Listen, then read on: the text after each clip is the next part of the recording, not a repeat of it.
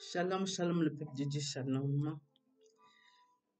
Soyez les bienvenus dans notre émission Lire la Bible ensemble pour acquérir encore un peu plus de connaissances dans la parole de Dieu et la marche que nous avons pour notre Père. Amen.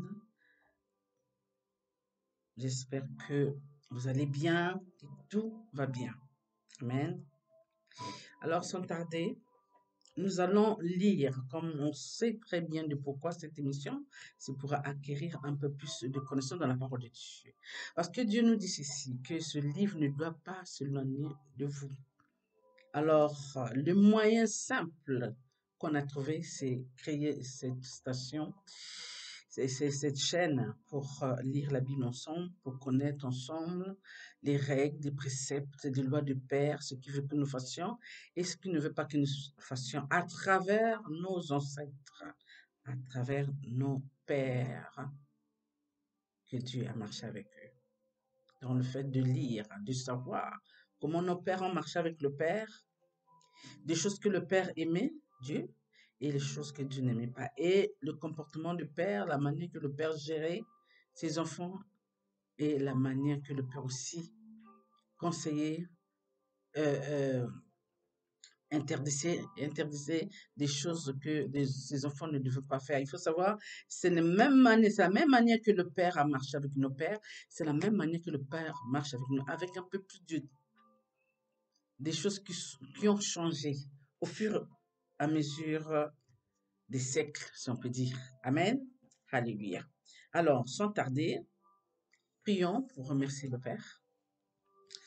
Merci Seigneur, mon Dieu, mon roi, papa, pour ta présence. Merci de permettre encore que nous soyons dans ta présence, Père.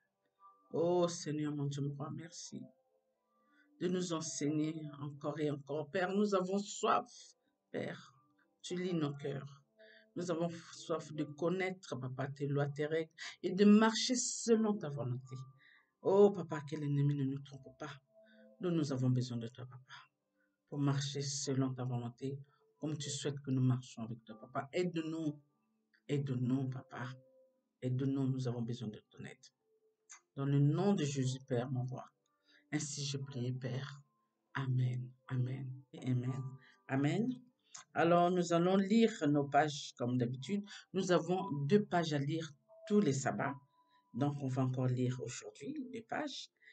Alors, 15 à 16. Parce que la fois passée, on a lu 13 ans, 14. Aujourd'hui, nous allons lire 15 ans, 16. L'intégrité de 2 pages. Amen.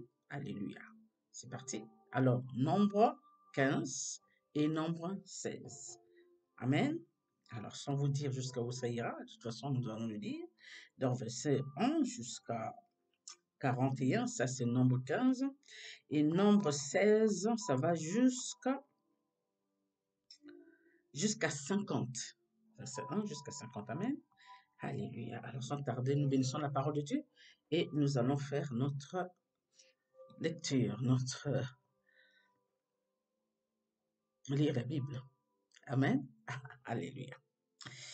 L'Éternel parla à Moïse et dit, parle aux enfants d'Israël et dis-leur, quand vous serez entrés dans le pays que je vous donne pour y établir vos demeures, verset 3, et que vous offrirez à l'Éternel un sacrifice consumé par le feu, soit un holocauste, soit un sacrifice en accomplissant d'un vœu ou en offrande volontaire, ou bien dans vos fêtes, pour produire avec votre gros ou votre menu bétail une agréable odeur à l'Éternel.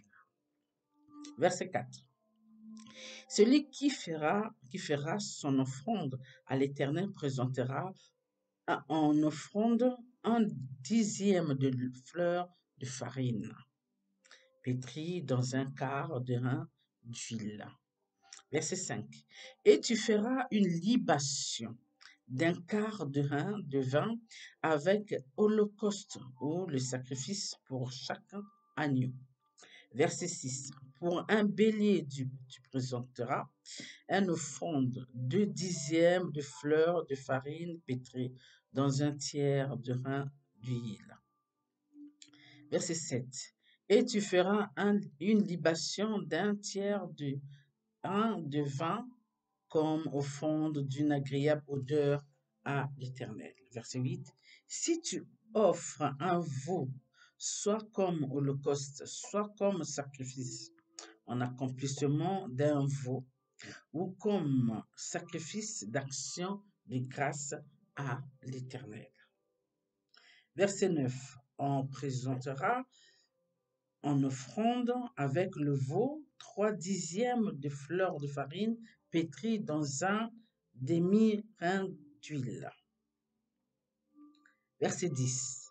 Et tu feras une libation d'un demi-rein de vin, c'est un sacrifice consumé par le feu d'une agréable odeur à l'Éternel. Verset 11. On fera ainsi pour chaque bœuf, pour chaque bélier, pour chaque petit des brebis ou des chèvres. Verset 12. Suivant le nombre de victimes, vous ferez ainsi pour chacune d'après leur nombre. Verset 13. Tout indigène fera ces choses ainsi lorsqu'il offrira un sacrifice consumé par le feu d'une agréable odeur à l'Éternel. Verset 14. Si un étranger séjournant chez vous ou se trouvant à l'avenir au milieu de vous offre un sacrifice consumé par le feu d'une agréable odeur à l'Éternel, il l'offrira de la même manière que vous.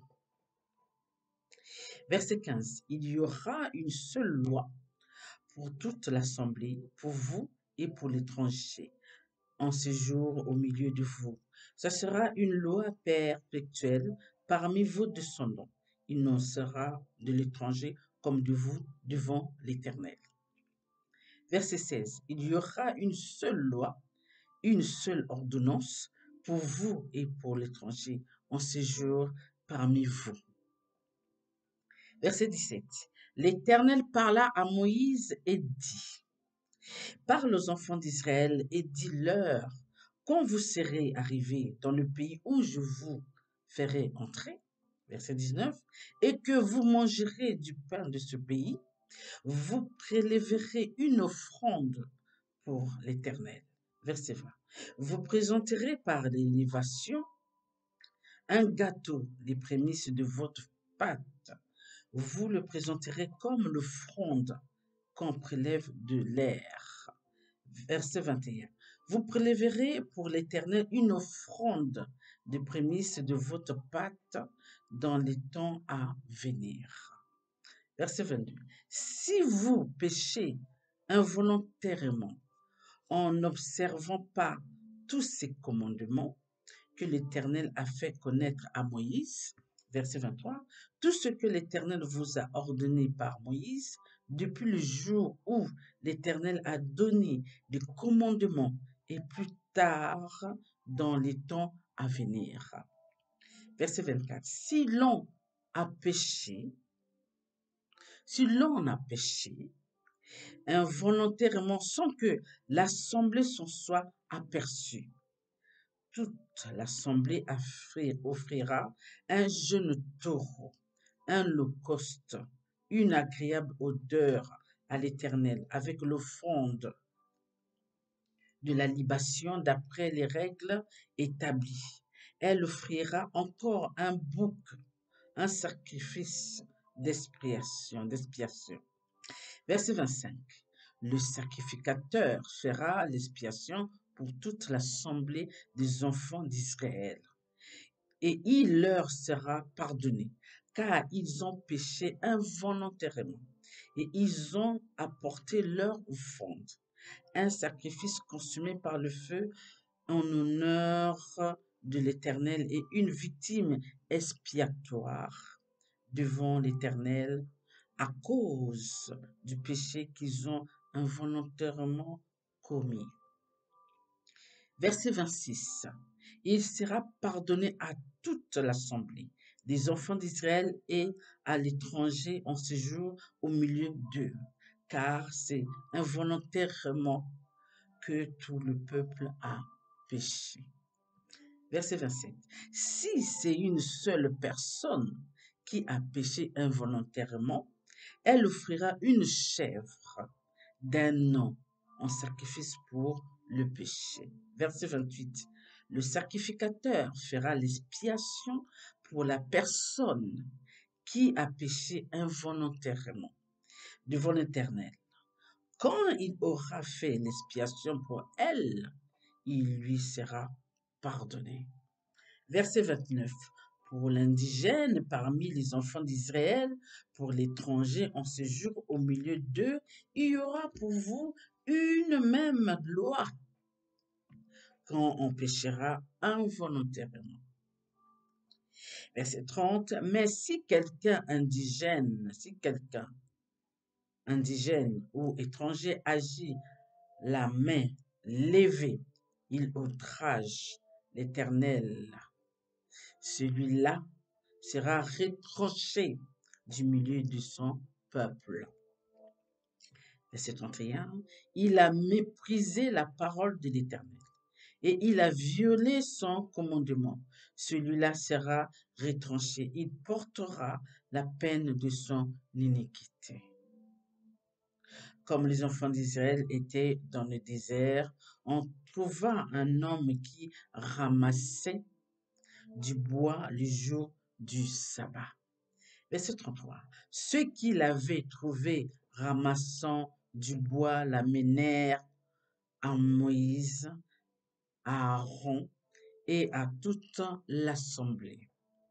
Verset 34.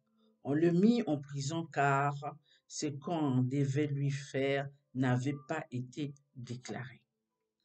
Verset 35. L'Éternel dit à Moïse, cet homme sera puni de mort. Toute l'assemblée le lapidera hors du camp. Verset 36. Toute l'assemblée le fit sortir du camp et le lapida et il mourut comme l'Éternel l'avait ordonné à Moïse. Verset 37. L'Éternel dit à Moïse, parle aux enfants d'Israël et dis-leur qu'ils se fassent de génération en génération une frange au bord de leurs vêtements et qu'ils mettent un cordon bleu sur cette frange du bord de leurs vêtements. Verset 39. Quand vous aurez cette frange, vous la regarderez et vous vous souviendrez de tous les commandements de l'Éternel pour les mettre en pratique. Et vous ne suivriez pas les désirs de vos cœurs et de vos jours pour vous laisser entraîner à l'infidélité. Excusez-moi. Amen. Verset 40. Excusez-moi. Vous vous souviendrez ainsi de mes commandements, vous les mettrez en pratique et vous serez saints pour votre Dieu. Alors notre dernier verset de Nombre 15, 41. Je suis l'Éternel votre Dieu qui vous ai fait sortir du pays d'Égypte pour être votre Dieu. Je suis l'Éternel votre Dieu. Passons à notre deuxième page, Nombre 16. Bénissons la parole de Dieu. Corée, fils de Jepséar, fils de Caët, fils de Lévi, se révolta avec Dathan et Abiram, fils d'Eliab, et On, fils de Pélet, tous trois fils de Ruben. Verset 2. Ils se soulevèrent contre Moïse avec 250 hommes des enfants d'Israël, des principautés, de l'assemblée, de ceux qui l'ont convoqué à l'assemblée, et qui étaient des gens de renom. Verset 3. Ils s'assemblèrent contre Moïse et Aaron, et leur dirent, ce n'est assez, car toute l'assemblée, tous sont saints, et l'Éternel est au milieu d'eux. Pourquoi vous élevez-vous au-dessus de l'assemblée de l'Éternel? Verset 4. Quand Moïse eut entendu cela, il tomba sur son visage. Verset 5. Il parla à Corée et à toute sa troupe en disant, demain, l'Éternel fera connaître qui est à lui et qui est saint. Et il le fera approcher de lui. Il fera approcher de lui celui qu'il choisira. Verset 6. Faites ceci. Prenez des brasières, Corée et toute sa troupe. Avec toute sa troupe, pardon. Verset 7. Demain, mettez-y du feu et posez-y du parfum devant l'Éternel. Celui que l'Éternel choisira, c'est celui-là qui sera saint. C'en est assez, enfant de Lévi.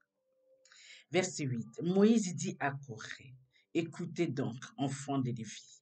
Verset 9. Est-ce trop peu pour vous que le Dieu d'Israël vous ait choisi dans l'assemblée d'Israël en vous faisant approcher de lui, afin que vous soyez employés au service du tabernacle de l'Éternel et que vous vous présentiez devant l'assemblée pour la servir. Verset 10. Il vous a fait approcher de lui, toi et tous les frères des enfants de Lévi. Et vous voulez encore le sacerdoce. Verset 11. C'est à cause de cela que toi et toute ta troupe, vous vous assemblez contre l'Éternel, car qui est Aaron, pour que vous murmurez contre lui. Verset 12. Moïse envoya appeler Dathan et Abiram, fils d'Eliab, mais ils dirent, nous ne monterons pas. Verset 13. N'est-ce pas assez que tu nous aies fait sortir d'un pays où coulait le lait et le miel pour nous faire mourir au désert, sans que tu continues à dominer sur nous. Verset 14. Et ce n'est pas dans un pays où coule le lait et le miel que tu nous as menés. Ce ne sont pas des champs et des vignes que tu nous as donnés en possession. Penses-tu crever les yeux de ces gens?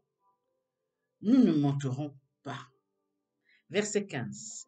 Moïse fut très irrité et il dit à l'Éternel, n'aie point égard à leur offrande. Je leur ai pas même pris un âme, et je n'ai fait du mal à aucun d'eux. Verset 16. Moïse dit à Corée, toi et toute ta troupe, trouvez-vous demain devant l'Éternel, toi et eux avec Aaron. Verset 17. Prenez chacun votre brasier, mettez-y du parfum, et présentez devant l'Éternel chacun votre brasier. Il y aura 250 brasiers. Toi et Aaron, vous prendrez aussi chacun votre brasier. Verset 18. Ils prirent chacun leur brasier, ils mirent du feu et ils posèrent du parfum et ils se tirent à l'entrée de la tente d'assignation avec Moïse et Aaron. Verset 18. Et Corée convoqua toute l'assemblée contre Moïse et Aaron à l'entrée de la tente d'assignation. Alors la gloire de l'Éternel apparut à toute l'assemblée. Verset 20. Et l'Éternel parla à Moïse et Aaron et dit, séparez-vous du milieu de cette assemblée, et je les consumerai en un seul instant. Verset 22. Ils tombèrent sur leur visage et dirent, ô Dieu, Dieu des esprits de toute chair, un seul homme a péché et tu t'irriterais contre toute l'assemblée. Verset 3. L'Éternel parla à Moïse et dit, verset 24, parle à l'assemblée et dit, retirez-vous de toutes parts loin de la demeure de Corée, de Dathan et d'Abiram. Verset 25. Moïse se leva et allait vers Dathan et Abiram, et les anciens d'Israël leur suivirent.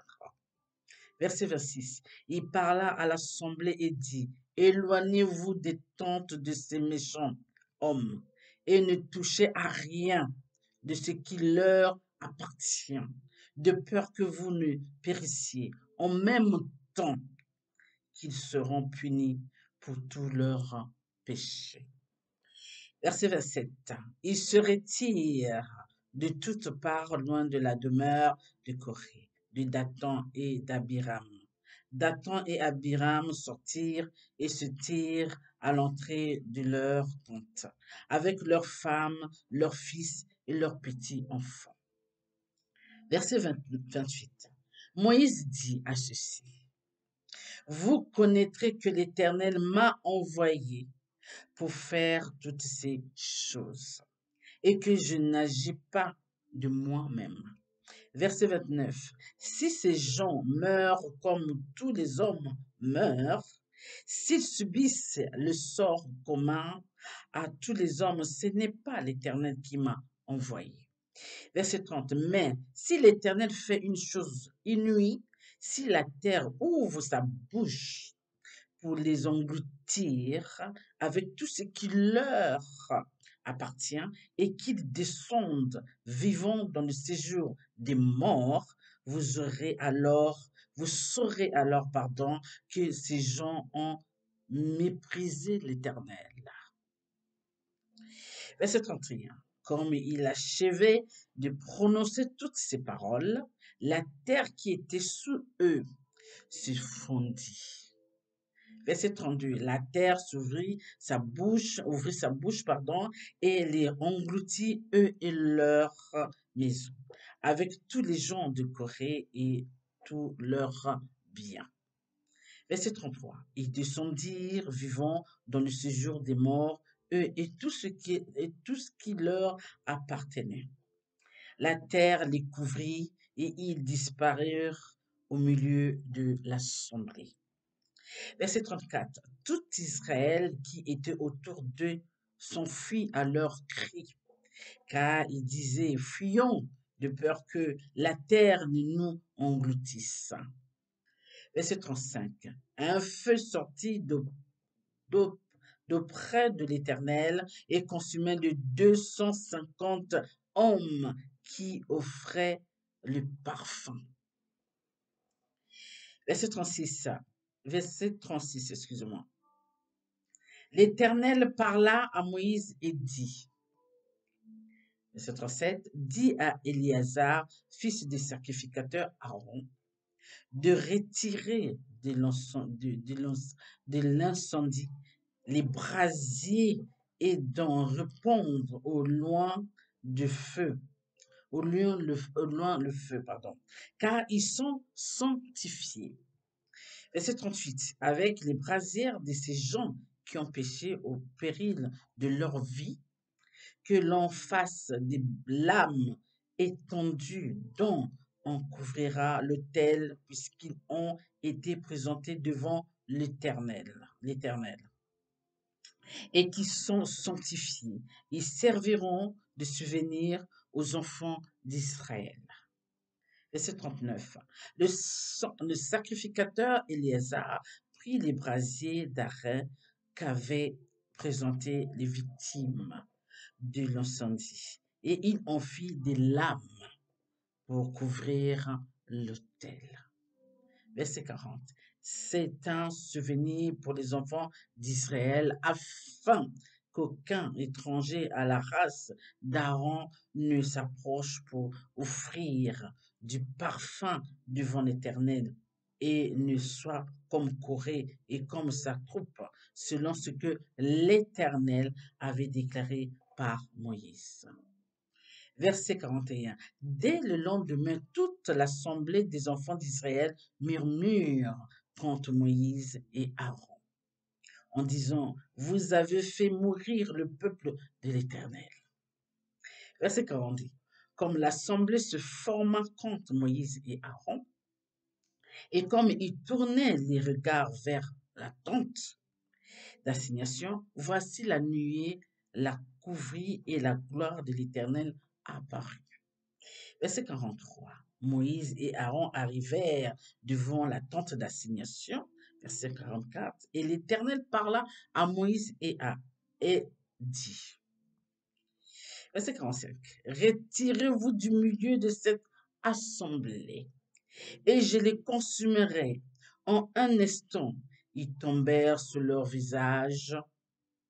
Verset 46. Et Moïse dit à Aaron, prends la brasier, mets-y du feu de dessus l'autel, posez-y du parfum, va promptement vers l'assemblée et fais pour eux l'expiation, car la colère de l'Éternel a éclaté. La plaie a commencé. Verset 47. Aaron prit le brasier comme Moïse avait dit et courut au milieu de l'assemblée. Et voici, la plaie avait commencé parmi le peuple. Il offrit le parfum et il fit l'expiation pour le peuple. Verset 48. Il se plaça entre les morts et les vivants et la plaie fut arrêtée. Verset 49. Il y eut 14 700 personnes qui moururent de cette plaie, autres ceux qui étaient morts à cause de Corée. Notre dernier verset, verset 50, du nombre 16. Aaron retourna auprès de Moïse à l'entrée de la tente d'assignation. La plaie était arrêtée. Bénissons la parole de Dieu. Ça y est, nous avons lu notre page 2 dans la Bible, Nombre 15 et 16. Alors, comme je le dis toujours avant de commencer, nous sommes là pour apprendre la parole de Dieu, pour acquérir encore un peu plus de connaissances. Comme le Père dit lui-même, mes enfants meurent, manquent de connaissances, n'est-ce pas? Et nous venons de lire, nous voyons que nos ancêtres avaient aussi cette attitude que notre génération a. On ne peut pas le nier. Amen. Il y a ceux-là qui écoutent, il y a ceux-là qui n'écoutent pas. Malheureusement, la fin de ces choses, nous le savons tous. Et c'est seulement la volonté de Dieu. Ce n'est pas notre volonté, c'est Dieu lui-même. Amen. D'où moi, j'insiste toujours. Il y a des choses, nous savons que ces choses-là, lorsqu'on parle aux enfants de Dieu, ils sont frustrés, ils ont peur. Mais c'est la vérité. C'est la vérité. Nous ne pouvons, personnellement, moi, je ne peux pas venir dire aux enfants de Dieu, faites ci, faites ça, vous n'allez pas être punis. Moi, je l'ai toujours dit et je le dirai toujours, tant que Dieu me met à cœur, tant que Dieu permet que je dise ça, je le dirai. Comme je dis toujours, je le répète toujours, les bénédictions que Dieu a dit hier, nous sommes dans l'abondance, effectivement. Mais Dieu, il dit mais. Le mais, ça veut dire quelque chose. Ça veut dire le contraire de ce qu'il vient de dire. Ça veut dire qu'il dit, vous êtes en bénédiction, vous êtes dans l'abondance, vous êtes tout. Mais si vous marchez dans l'autre sens de ce que je vous dis, ça n'ira pas avec moi. Ça, le Père l'a toujours dit. Amen. Alors, nous voyons ici comment les enfants d'Israël ont marché. Comme je disais, c'est pas tout le monde qui est rentré dans le pays là où coule le lait et le miel. Non. Même lui-même, Moïse n'a pas pu rentrer. À cause de quoi? Parce que Moïse était un peu colérique, un peu nerveux. Parce que à cause de ces enfants-là, Moïse n'a pas pu voir. Il faut dire ça comme ça. C'est pas la volonté de Moïse qui ne voulait pas rentrer. Il y a des choses, parce qu'à cause des gens que nous marchons, à cause des gens que nous fréquentons, leur attitude, leur façon de faire, comme nous autres, lorsque nous venons pour parler la parole de Dieu, nous avons des retours qui sont négatifs. Nous avons des gens qui disent des méchancetés, qui nous insultent, parce que nous aimons Dieu. Mais maintenant, imaginez-vous, il y a ceux-là qui sont fortes de caractère, qui ne vont pas penser à dire ceci. Mais il arrive, lorsque ça dépasse l'entendement, on peut sortir quelque chose qui n'est pas bien, mais ça peut être fatal. Ça peut être fatal. Donc, nous devons vraiment prêter attention à des règles de Dieu. Et comment Dieu a marché avec nos pères. Et ça ne veut pas dire que parce que nous sommes dans cette génération, que Dieu aime beaucoup, il faut le dire. Nous sommes vraiment les descendants que Dieu avait dit que vraiment vos descendants, vos filles et garçons vont prophétiser. Rappelez-vous, c'est pourquoi nous autres sommes là, surtout les femmes. Amen. Alléluia. Et c'est pas tout le monde qui est véridique. C'est pas tout le monde qui vit au sein de Dieu. Donc, c'est compliqué. Mais nous, de notre côté, nous savons que nous prions toujours que Dieu puisse nous guider sur le bon chemin, sur des bonnes personnes, n'est-ce pas? Parce qu'un enfant de Dieu doit toujours demander que Dieu lui guide sur les bonnes personnes et sur le bon chemin. Amen. Parce que tous les chemins n'amènent pas à Rome, hein, comme on dit. Il y a des chemins, il y a les chemins de l'ennemi, il y a les chemins de Dieu. Donc, c'est pas les chemins de l'ennemi n'amènent pas à Rome. Hein. Les chemins de Dieu, oui. Parce que là, on dit, dans notre vie de tous les jours de la vie, on dit que non, tous les chemins amènent à Rome. Mais dans la parole de Dieu, tous les chemins n'amènent pas à Rome. On est d'accord. Donc, on a vu comment ça a marché. Et Dieu n'aimait pas cela. N'aimait pas les curés dans son assemblée. N'aimait pas que ses enfants puissent parler et se moquer et dire et ceci et cela. Et insister à ne pas obéir, à désobéir.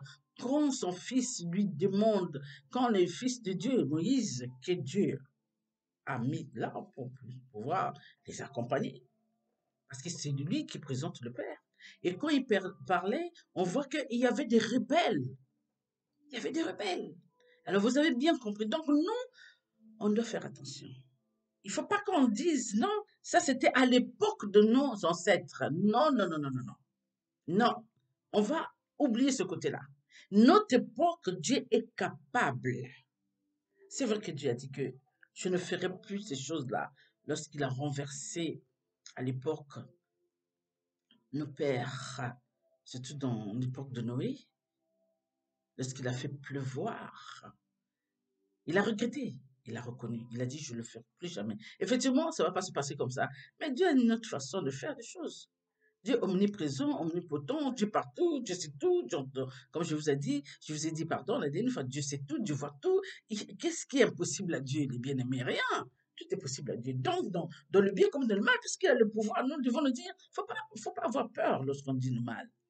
Je veux dire, dans le mal, quand Dieu n'est pas content, il peut agir selon sa volonté. Nous sommes que ses enfants. Nous sommes que ses enfants. Nous ne pouvons rien. Et Dieu, c'est un Dieu de bonté. Quand ça ne va pas, ça ne va pas. Donc, nous devons garder ça en tête. Alors, marchons selon la volonté de Dieu. Faisons attention. Respectez les uns les autres. Respectez les règles de Dieu. Tout ira bien. Mais c'est vrai que lorsque nous ne respectons pas, lorsque nous voulons faire du mal, lorsque nous voulons faire le contraire, lorsque nous voulons désobéir, lorsque nous insultons les hommes de Dieu, les femmes de Dieu, lorsque nous traitons les enfants de Dieu d'ici cela, même entre vous, même entre les amis, Dieu n'aime pas ça. Alors nous devons faire attention. Parce que le désir du Père, nous le savons, il veut que nous soyons dans le bonheur, dans la paix, dans la joie, dans l'abondance, n'est-ce pas, en bonne santé.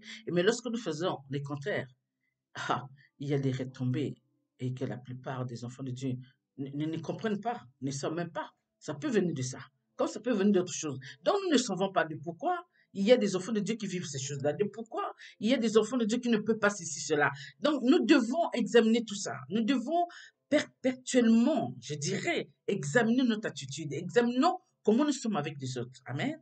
Alléluia. Sur ce, en tout cas, bon sabbat. Que Dieu veille sur vous, mes frères et sœurs. Que Dieu tend sa main, peu importe ce que vous passez en ce moment, peu importe maladie, des problèmes, sur cela. Vous savez, Dieu est bonté. Confiez-vous à lui. Et le Père que nous prions, il est vivant, il n'est pas mort. Il suffit seulement de croire. Parce que, je vous dis, la parole que Dieu nous dit tous dans la Bible, dit, que ça vous soit fait selon votre volonté. On se comprend? Donc, ça veut dire que le Père a lâché sa parole.